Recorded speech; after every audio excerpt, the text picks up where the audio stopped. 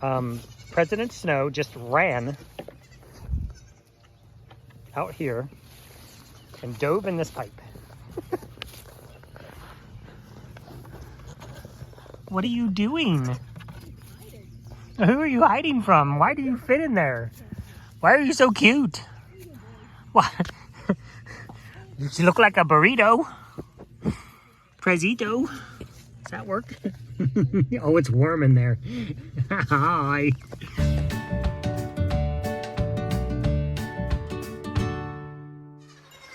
All right, I'll show you the babies. Hi, babies.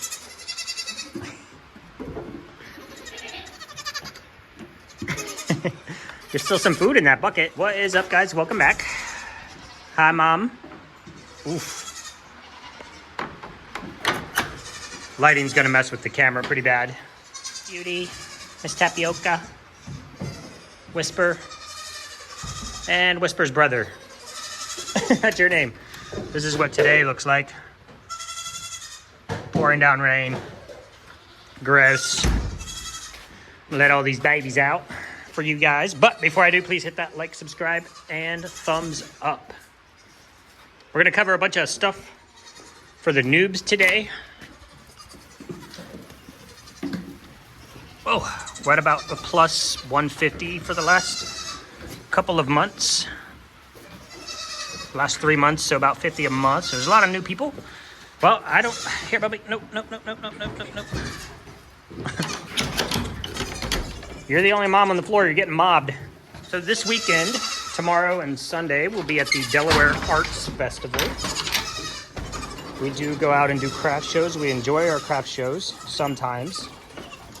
We don't want to stop doing craft shows. We do some for fun and we do some for community. We really like supporting the arts, the bands, choir, show choir, things like that. So we'll do a lot of shows that support those. We do one big show every year called Gifts That Give Back. I knew it wouldn't take you guys long to knock down my cups that I forgot to move. I know, I'm sorry. Not your fault, my fault. Oh, that's a cute picture. Interrupted by more goats. More goats. You going for your blue bucket, Tiny Herc? It's raining, buddy. Come here, guy. Come here, buddy. Here you go, wee man. I moved it onto the porch for you. Here, come here. Come here, tiny butt. There you go. That's okay. It's not getting dripped on now. He approached very cautiously. It was splashing him in the face. Wasn't happy with that. So anyway, circling back as I do. Yesterday's video was extra squirrely, and I do apologize for that. There's just times. I've done really well lately.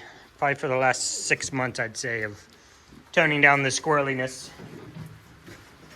Trying to be more compinguous. Hi, babies. Mama Strews. Tiny Herc.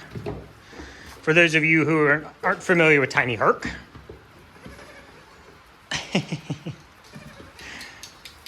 this is his, hey, bro, stop. This is his brother, Pollux. They're quads. They were all born at the same time. Moms don't have babies separately. They have them all on the same day. So the Nigerian dwarf, generally kids between, well, I guess the average is probably 2 to 3. I know that's not an average, that's a range. I guess if you were to average it out, I don't know what the average would be, but they generally have 2 babies, 2 to 3. Well, you messed around and found out, didn't you? You just got fafoed. Most of our girls, I think, this year had 3. They do deliver all the babies in the same day at the same time. So Tiny Herc was born with Pollux, Castor, I don't know where the third one is, and Aries. Oh, How do we name our babies? I don't know.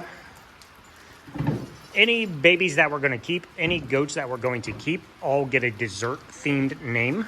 So when we originally started the farm, I'm going to answer a whole bunch of questions here all at once, maybe, hopefully. When we started this little endeavor, we started with sheep. Our youngest son wanted the Old English South Down baby doll sheep, which we had for quite some time. You guys will have to go back a little bit to actually see when we had the sheep. We sold them last year. By the way, they're at a great home. They're living out their best lives. They're doing what they were intended to do. They're making more sheep, bringing the world some cuteness. So they're doing well. We actually sold them back to the farmer we bought them from, and his family has been raising South Down for like 3 generations. We started this for those sheep. And when we went to pick up those sheep, we heard these tiny little babies chattering in the barn. It was very cold. It was December, so the guy had actually needed to bring his, he had some moms that had kidded, some Nigerian dwarf, which is what we have. They had kidded, and he needed to bring the babies in the barn. So he had done that. And when we showed up to look at the sheep, the lovely H is my wife. She had asked a long time ago to not be in the video or on video. And just out of respect for her request, that's what I've done. I've not put her on video. So for those of you who ask, some people think that I'm doing it maliciously, that I don't want to show her face, that I don't know. I don't know where people's brains go. But she is not on video, at least her face, at her request, not mine. I'd put her on video tomorrow. She's asked me not to do that, so I don't. So you usually see her headless, or you'll see just her backside. She actually early on asked me to cut her voice out of the videos as well. So I was doing that, and it was getting exceptionally challenging for her to be in the barn while I'm filming. And at that time, early in the channel, she was really only over here when I was filming, when we were kidding. And kidding means having baby goats. Mom's giving birth. That's kidding and goats. Like sheep, it would be lambing. Cows would be calving. So it was very difficult to shoot kidding videos, cut out her voice. Every time we talked, it was a weird one-sided conversation where you guys wouldn't hear her say something to me, but you would hear me respond. Oh, are you okay, baby? Yep. Red bands. Red bands. I cannot get that out of my head this year. Red Bull and rubber bands. Baby goats made of Red Bull and rubber bands. So that's why she's not in the videos, and that is her request, and I honor that. I do, and I know you guys want it. You guys want it. I do think eventually we will get her on video, and that'll be on her timing and when she's ready. I'm never going to force that. So we go to pick up or to look at these lambs that we're going to buy. I'm going to try not to just focus and giggle today. And we hear these little tiny baby bleats. You guys have heard them all, the babies, they're new babies. You hear it every morning, actually. See, Miss Cookie loves her babies. She might pretend like she doesn't love her babies, but she loves her babies. No, they're not her babies. We'll get into that.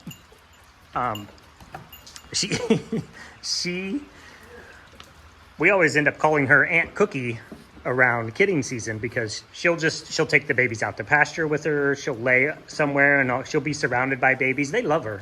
Look at them. She's calm. She's so just nice and gentle with the babies. Right now, Zeus is eating her beard. But when we went to purchase the sheep, she heard these little baby goats yelling, and she walked down there, and I said, don't go down there. And she said, oh, I'm going down there. And she went down, and she came back with 2 baby goats, probably the happiest I'd ever seen her in my life, grinning ear to ear, just glowing. And I knew we were in trouble, and And the next question out of her mouth was, how much are these guys? And so that kind of started our journey. Many of you who come to craft shows and meet us have actually met H, so you know she exists. She's a perfectly polite person. She likes her peeps. Just doesn't want to be on camera. So that day, we purchased those 2 little baby goats. And can we not, please? Thank you, Mr. Stallion Pants. We purchased those goats, but we could not pick them up until February. If you know my wife, when she wants something, and that's that. So we went on a journey to find more goats that we could purchase, that were available, that were ready. And so we drove down to the very, very, very, very southern tip of Ohio, and we found Miss Cookie. Hi, Miss Cookie.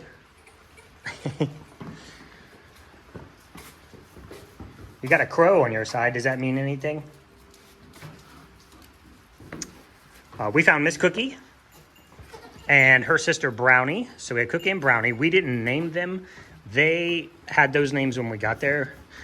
When I look back now, they were in very, very poor conditions. It was not a good place for them to be. I'm happy we bought them. And I always circle, I always think now I wouldn't buy goats from that situation. And then I think, well, if we hadn't, we wouldn't have Miss Cookie. And her sister Brownie actually ended up being pregnant. I don't think we bred them. I can't remember if we bred them or she came pregnant. But we had no idea. I think we bred them, but we didn't think that she had taken. She showed no signs. She showed nothing. She didn't get big. She didn't do anything. Both babies had actually died inside of her, and she was trying to kid them. I came over one day, and she was standing down there just looking weird, and caught my eye because there was something sticking out the back of her. And both babies, she had tried to push, because they were dead. I don't know why it happened that way. They were literally dead and rotting. And they both came out at the same time. I had 2 heads and no legs. And they were in a state that, it's going to be graphic, so if you want to fast forward a second, they were in a state that they smelled so bad I almost threw up. But they were also at a point where I couldn't pull on them very hard because it felt like they were starting to rip apart. And it probably took me an hour to, manipulate both of the bodies, to shove a head back in, get the body out, and then get the other goat out. She showed no sign of infection. We did treat her for infection. She showed no signs of anything. We came home one day, and she was just laying over there dead. So that was Brownie's story. Brownie was a beauty. She was just a buckskin. She looked like, where's my Bucky skins? She kind of looked like Mississippi with no white. She just loved, I would mow. When I was mowing in here, she would run like a supermodel, flipping her head and her tail and just prancing up and down, just letting the grass blow all over her. She ate all the stickers off my mower. This is my first endeavor into goats. I loved her, and she changed my... Oh, hi, buddy.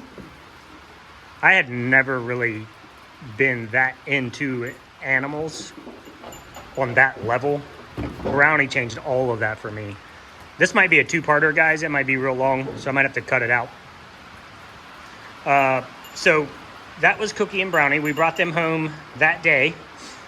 And then H found 2 more goats just about 45 minutes north of us.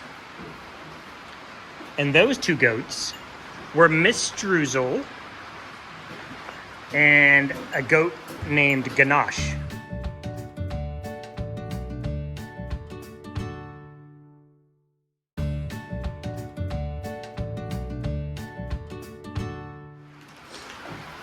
Now, Ganache was Streusel. As soon as Streusel set foot on the property, she was the queen. That was it. She rolled the roost. There was no options. She was the lady. Ganache, unfortunately, was an enforcer goat. She was like second in command. I'm not even kidding. We ended up selling her because of her behavior. I wouldn't do that today. That was my fourth goat I ever owned. I didn't know enough to know what I needed to know. But if Streusel even looked sideways at somebody, Ganache would go and just rip them apart. I mean, she was just relentless.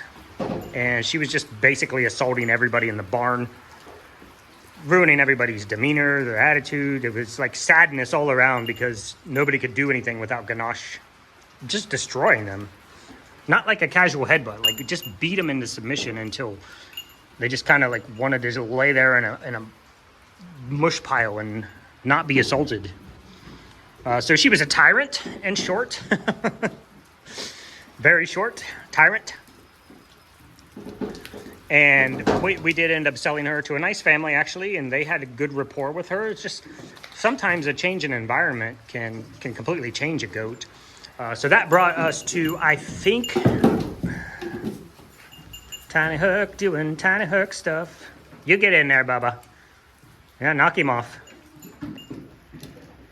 You're going to lose every time, Aries.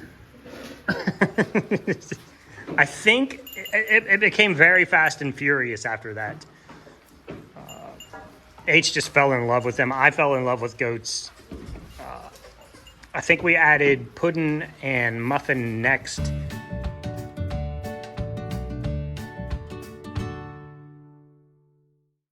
And then Tic Tac and somebody else. Tic Tac, who'd you come with? I don't remember.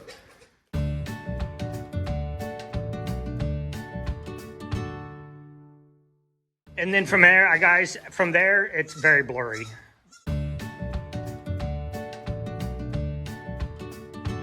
Now we have 20 moms. I think we're at 20 moms. Sometimes I have to get back and count.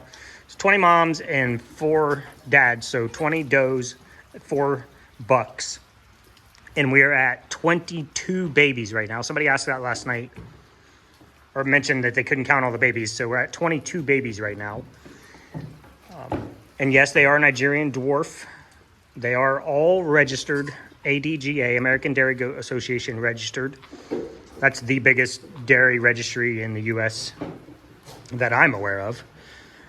The only 2 goats that are not registered are Streusel and Miss Cookie, because they were just basically backyard breeder goats that we bought. When we started, we didn't know anything, like I said, so. And how did Miss Cookie become the face of the business? Every thumbnail picture you see, on the Etsy, on YouTube, on TikTok, Instagram, all the social media, everything we do, that Cookie face, I was out here one day and I was doing something. I didn't shoot video then. And she was down here sunning herself. If you look at that picture, you can see kind of the house in the background.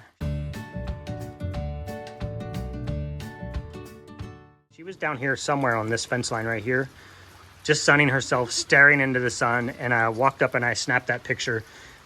And it just sat in my phone for years. And for a couple, however long. And when we started the soap business, which was just on a whim. It's such a long story when I think about all the details. But when we started the soap business, which wasn't a business, trust me, it wasn't a soap business. It was a craft project based on milk. I was making cheese. I was selling cheese. I had a lady that actually used to drive up from North Carolina about once a month and buy cheese from me. And then the Ohio regulations are designed to keep small businesses out. They're all controlled and operated by large corporations that put money in the pockets of people that make the rules to keep them secure at the top. And so basically starting a small cheese business, and I get it, I get rules and regulations for consumable items like a food item. it was virtually impossible. We had just built the house in 2017, and mid 2018, early 2019, I had a pretty good cheese thing going on. I'm not a law breaker. I might complain about all the rules and regulations and laws, but I'm not going to break them intentionally. And so I thought, if I'm going to start a reputable cheese business, I need to figure out where I need to go.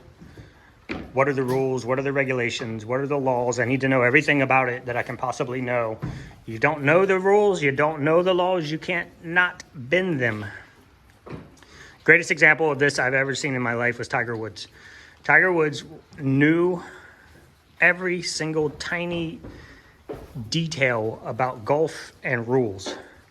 And you would often see Tiger doing things that nobody else was doing out on the golf course, because he knew the rules and he knew what he was allowed to do and not allowed to do. So you see him doing something and everybody's like, oh no, he's breaking the rules. And they're like, nope, actually he's not breaking the rules. He can do that because of this, this, and this. So that's where I like to live, is know the rules, you can bend them. And it's just one of those days, baby, I know. Nothing will dry out, everything's wet, it's gross. So the cheese, essentially what I would have to do to start a cheese business is either rent a place out. Obviously that's overhead right off the top. You need your rent, you need insurance. You need to leave your property and go to that property and hang out there all day, and then you can't do your things that you need to do here in order to create the cheese business. So what's the other option? According to the health department, I would need to build a brand new kitchen on my brand new house, and only the milk can go in and only the milk byproducts can come out. And I was like, I'm not building a new kitchen on the house for that. So moved away from that, started looking into why, what, how we can do with all the excess milk. Wanted to do something with it. Had pigs, didn't mind wasting it, not wasting it, but feeding it up to the pigs. But that turned into, we used to watch somebody called Royalty Soaps on YouTube. And my wife, as she does, I built out the interior of this barn. The barn is Amish built. It's 24 by 36. And then it's 36 by 36, I think, or 32 by 36 with the porch. And I would tell you on that, since I get asked a lot about building barns, build the biggest barn you can possibly afford. You will not regret the extra space. You will regret either having to go back and do an addition or running out of space faster than you thought you were going to. So build the biggest one you can build. Back to why she finds this gate on Google somewhere one day, just Google images barn gates. And she says, you can build that. And I'm like, no, I can't. And then I did.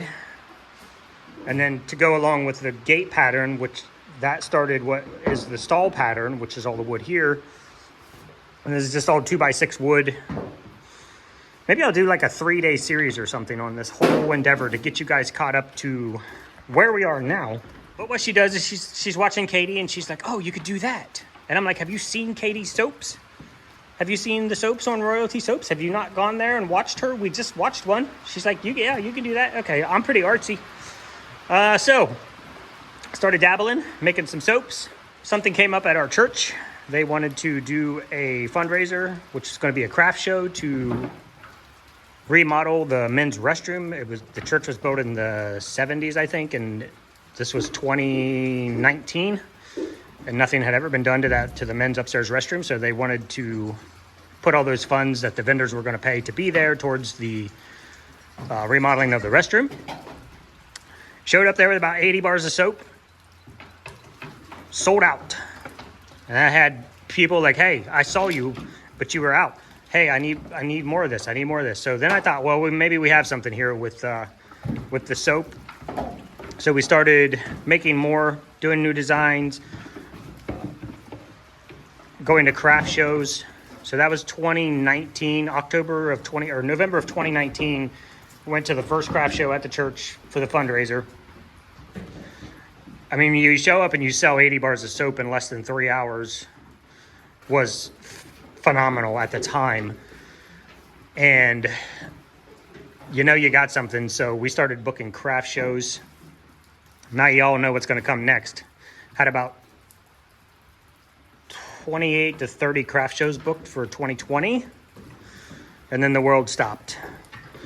So we ended up losing 12 craft shows in 2020, and kind of like just got the business going and then kind of wrecked the business right out of the gate. So I was selling around town, selling to local people, selling online, doing deliveries and pickups and all that kind of stuff. Hadn't started the YouTube channel. But that's kind of where the soap business started and took off. And we're not far out from where you guys actually met me, but we're like 20 minutes into a video already. And I did want to discuss one more thing just because it's relative due to a comment from last night. The Nigerian dwarf goat is named dwarf because of their small size. They do not actually have the dwarfism gene. There's no dwarfism gene in them. Dwarfism generally ends up, they would have like a normal size head or a normal size body and very short, tiny legs. They're not affected by dwarfism. The actual condition known as dwarfism, the genetic modifier, they're actually been selectively bred down to be this size. Yes, we could just get like maybe 2 alpine goats and rule this entire operation with just 2 alpine goats. Right? Because they're going to give much larger quantities of milk. We got into the Nigerian on accident. We didn't go looking for Nigerian dwarf goats. Like I said earlier on, that's what the farmer happened to have when we showed up that day. Fell in love with them. Their whole demeanor, and I've seen a lot of people who raise Oberhasleys and Alpines, and I'm going to forget all the goat names. But Nubians, that was the one I was looking for with the ears. And yes, those goats produce a huge quantity of milk. But the reason, and I think the reason our soap is so incredibly soft and creamy and so good for your skin is the Nigerian dwarf has been bred down to be the smallest dairy goat, high quality dairy goat, high output. No other goat the size of the Nigerian puts out anywhere near the amount of milk as the Nigerian. They've been bred for that. Not only that, no other goat milk compares in milk fat. What I should actually say is butter fat. The Nigerian dwarf is about 6 to 10% butter fat concentration, where other goats are right around 3 to 4% butter fat. You just can't beat it. But the butter fat content, the protein, the amount of milk produced by such a tiny goat, their overall demeanor, they're just the loveliest little things I've ever seen in my life. You could argue that you only need 2 alpines, because generally speaking, like you might give 1 flake of hay to a Nigerian dwarf for the day. A flake of hay comes off a square bale. It's about like that. Nigerian dwarf might need 1 of those a day, whereas an alpine might need 4 or 5 of those a day. So arguably, you could have 1 alpine for every 5 Nigerians. So you're putting out the same amount of effort and food resources, I guess is what I'm looking for. These guys are tiny. Anything goes wrong, I can just snatch 1 up, throw them in my truck, and take them to the vet. I don't need to go to heroic measures to move a goat. Like I said, demeanor, just personality, everything about them, just love them, absolutely love them. The colors. The Nigerian dwarf has got to be the flashiest goat in the business. So that comes down to one of those, yes, I could go buy 3 alpines, sell all my Nigerians, and have the same amount of milk, but the butter fat isn't there. I know a lot of people are going to argue with that, but just look it up. So that's kind of where we are for today. I think I'm going to end here. This video is really long. We have a craft show tomorrow in Delaware, Ohio. If you're out there, come visit us. The show schedule is always in the community tab on the YouTube page, and on the Facebook page, you might have to scroll down a couple posts since we post video every day. That kind of shoves everything down. So furthest you might have to go back is like a week or 7 days or 7 posts. But I think that's going to be it. I think I answered a lot of questions, and maybe I'll just keep rambling on this story. And if you're still here, my OGs, if you're still here, this all exists in the world today because we wanted to buy a boat.